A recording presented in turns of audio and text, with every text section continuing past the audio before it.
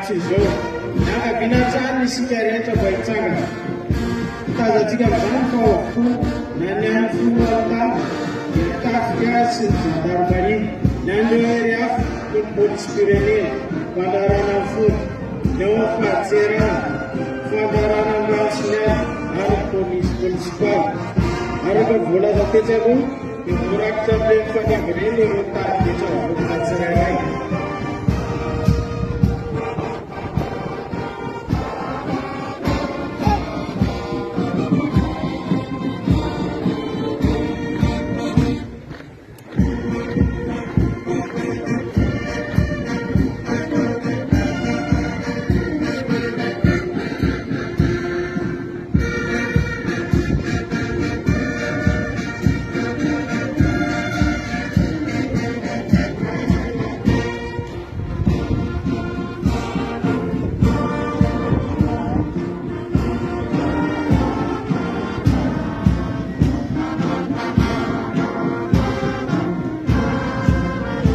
Ny filaharana amin'ny fahampiadiana zandarmanie Antananarivo sy ny conscription de la gendarmerie nationale Antananarivo izay manana ny fehezam-pony etsy Akadilalana Mahamasina.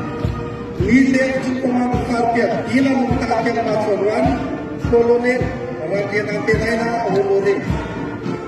Ny komandony olafy dia nisy chef d'escadron ary manana Iaranay. Ny